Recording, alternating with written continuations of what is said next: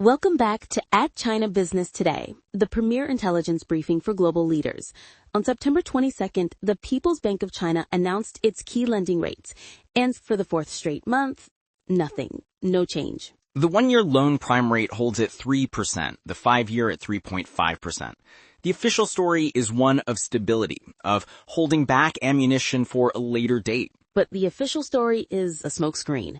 The real reason Beijing can't cut rates right now is far more alarming. Many of China's banks are in a silent crisis, caught between collapsing profits and a mountain of bad debt they are actively pretending doesn't exist. It's the ultimate high-wire act. They can't stimulate the economy without potentially breaking their own banks. And that puts every global executive with exposure to China in a very precarious position. Let's dig into the numbers, because this is where the story gets really concerning. For China's commercial banks, the net interest margin, that's the core profit they make from lending, has cratered to a record low of 1.42%. To put that in perspective for our viewers, that's an exceptionally thin buffer for error. But the truly chilling statistic is that the official rate of non-performing loans is now higher than that profit margin. The fundamental business of banking, taking a risk to issue loans, is now structurally unprofitable for many. And Wei-Jie, the key word there is official. The reality on the ground is worse. We're hearing from sources that many banks are simply plain dead when homeowners default on their mortgages. They aren't foreclosing, they aren't seizing the properties, and they certainly aren't reporting them as bad loans. Because if they did, they'd have to take possession of an asset nobody wants. The market for foreclosed properties is in a deep freeze. The national clearance rate is a miserable 21.9%. To sell it all, you have to accept a massive loss, often 40 to 50% below the peak value, which isn't even enough to cover the outstanding loan. So they don't. The result is a data black hole, a vast, unquantifiable portfolio of toxic assets sitting on bank balance sheets undeclared. Cutting interest rates now would squeeze their only remaining lifeline of profit even further, forcing them to confront these hidden losses. The PBOC is choosing the lesser of two poisons. Delaying a rate cut hurts the economy, but it allows the banks a moment to breathe, earning a few more months of higher interest from existing mortgages before they have to reprice. It's a calculated delay. But there's another major factor at play here. Washington. The U.S.-China interest rate gap is still a chasm. Wei-Jie, you've been tracking the bond yields. Indeed, the U.S. 10-year Treasury is yielding around 4.1%. China's equivalent? A paltry 1.88%.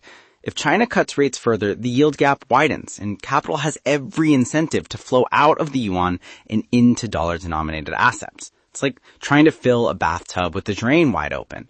Beijing is trying to balance stimulating growth with preventing a currency crisis. And the final piece of the puzzle is a paradox, the stock market. While the real economy languishes, China's tech stocks are in a frenzy. We've seen a massive transfer of funds from household savings accounts into brokerage accounts. In August, household deposits saw a meager increase of 110 billion yuan, while non-financial institutional deposits, which include those brokerage funds, surged to 1.18 trillion yuan. The argument from some corners of Beijing is that if the goal of a rate cut is to push money out of savings and into the market, well, the market's already doing that job for us. It has created an extreme, structurally driven bull market in tech, while almost every other sector, consumer staples, industrials, and especially financials, is in a deep bear market. Which brings us back to the banks. They were the market darlings in the first half of the year, riding a bull market in bonds. But the bond market turned in July. Now, without the prospect of a rate cut and with their bond portfolios under pressure, bank stocks are getting hammered. Agricultural Bank of China, once a titan, just posted 9 consecutive down days. It's a perfect storm for them. Their core lending is unprofitable, their bond investment strategy is backfired, and the policy support they need is being held back to prevent a panic. So for executives and investors watching, what's the takeaway? The real estate sector, which is the most sensitive to interest rates, gets a bucket of cold water just as it hoped for a golden September sell season. That's not happening.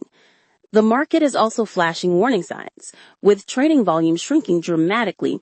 An extreme market concentrated in one sector on low volume, that's not a healthy signal. It signals fragility. The decision to hold rates isn't a sign of strength or confidence, it's a sign of constraint.